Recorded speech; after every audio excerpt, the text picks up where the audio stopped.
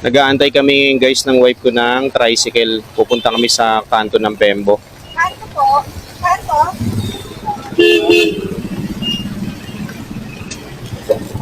Kanto lang po. Kanto.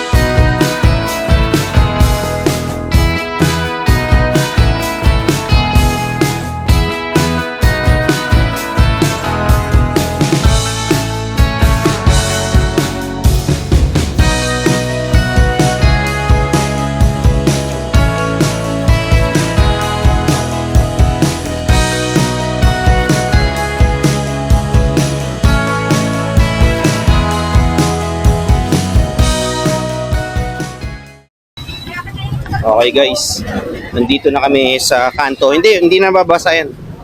Oo. So ayun, nandito na kami sa kanto ng Pembo. Kabababa lang namin ng tricycle. Papunta kami sa Megason Laboratory Clinic.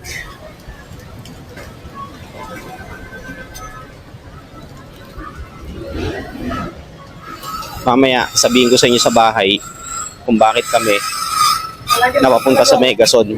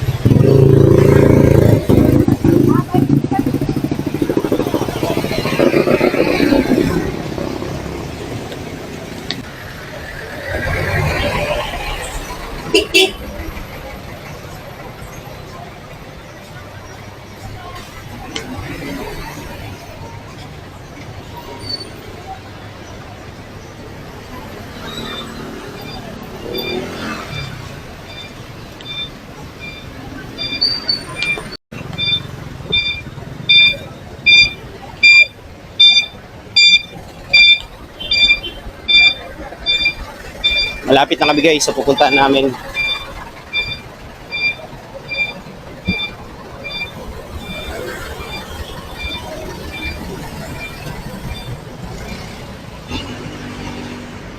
Diyan yung guys oh.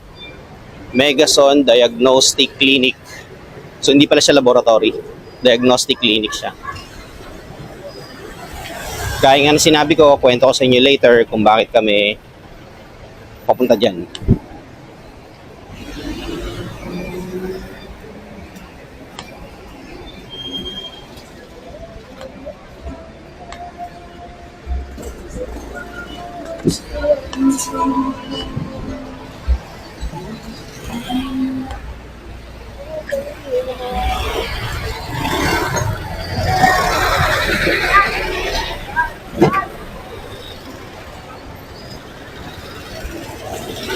Wipe ko nasa harap po.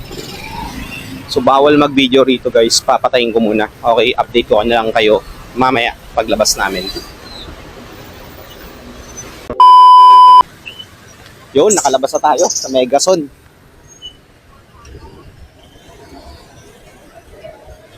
Siguro dahil nga lang sa kinain natin. Normal yan. Kasi kulay itim siya.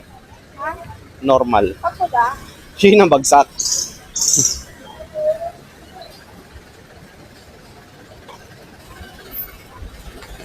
Baka nga kumagat ng damok ko, no? Oh, baka nga sa ganun lang. Possible, wag naman. Hindi na tayo ng damok kasi ano, okay.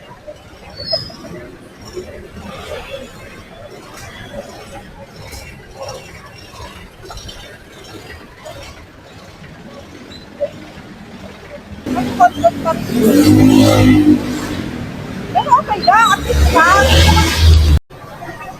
So guys, back to the vlog. So papunta tayo ngayon sa Ay, kay doktora kung saan kami nagpa-check up ng wife ko. So, lumabas muna tayo sa Mercury Drug. Ang haba ng pilay. Nandun pa wife ko na iwan, nag-aantay ng gamot. Ito yung result guys. So, ayan o. Papabasa natin sa kanya.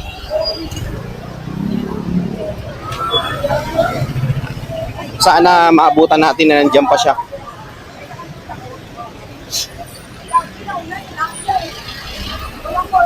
May mga bazaar dito guys. So, nag-open na sila isa-isa. Oh.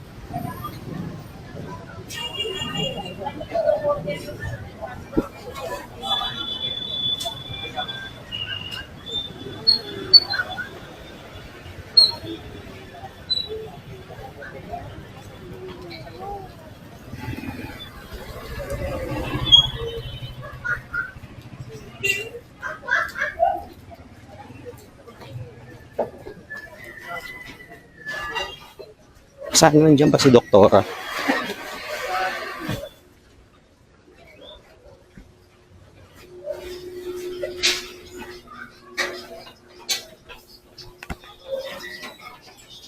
Diyan po si Ate Janice.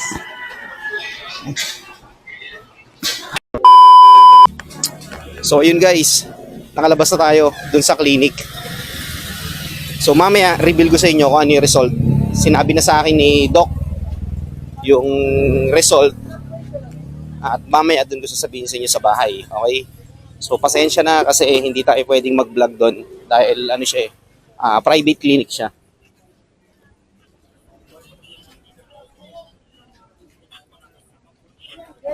Kaya mamaya sabihin ko sa inyo sa bahay yung sinabi ni Doc sa akin. So balikan na natin si wife na doon siya sa Mercury Drug.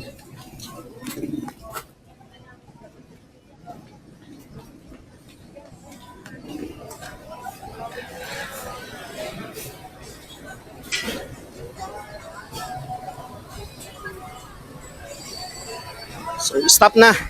Antay lang natin mag-go uli.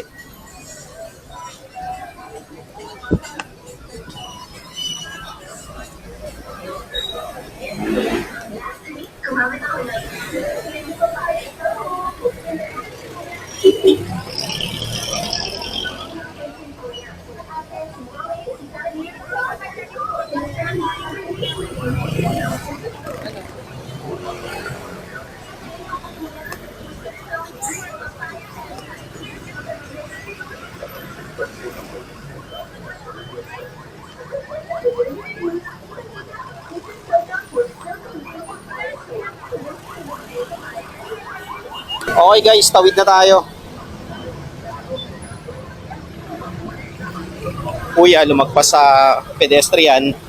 Kitang-kita.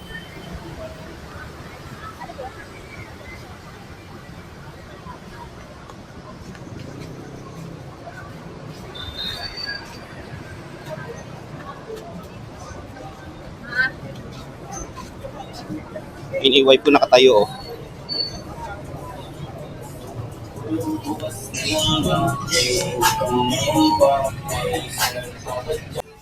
Pauwi na kami guys. Dumaan muna uli ng Mercury no. Hindi, okay na. Bumili kami ng buy one take one na na orchard. Pakita ko sa inyo mamaya sa bahay. So lahat sa bahay ko i-reveal. Traffic no.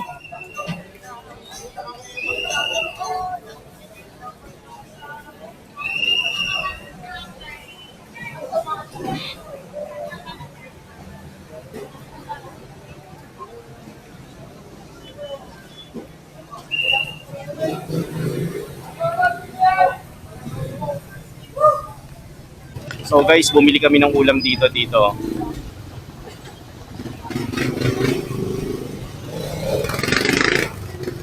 Yan, binili namin sisig. Tsaka dinakdakan. Dito lang yan guys sa Tabs. Pulutan at iba pa. Ayun si Kuya. Grabing crispy yung ulo nila oh. 820. 750 XL. Crispy pata, 720 yan mga price.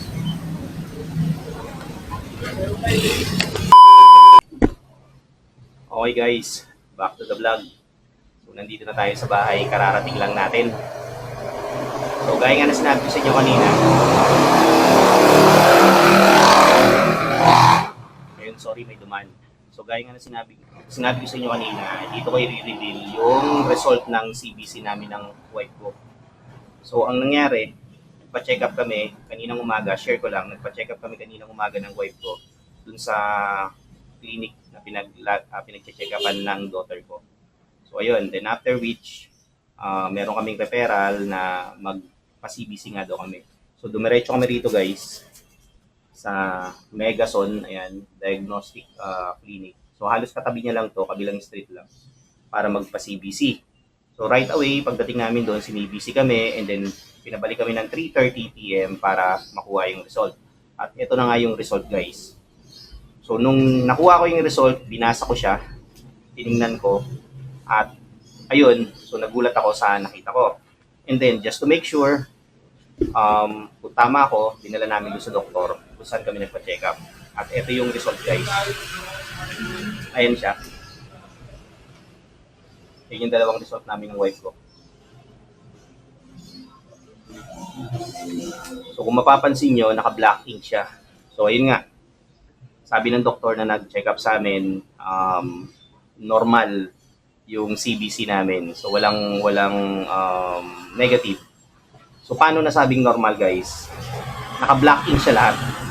So ang CBC kasi, once na mayroon siyang negative at hindi siya pumasok sa normal range niya, naka-red ink siya.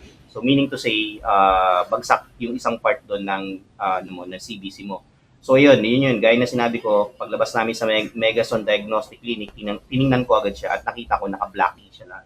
So meaning to say, normal yung result. Pero again, just to make sure, dinala namin doon sa doktor kung saan kami nagpa-check up. At ayun nga, pareho kami na sinabi, normal yung CBC niya. So wala siyang flaws, wala siyang kahit ano, or hindi siya negative. So sinabi sa amin na yung nireseta sa amin na gamot na anti-inflammatory or pain reliever na gamot, ituloy lang namin hanggang sa matapos siya within 5 days.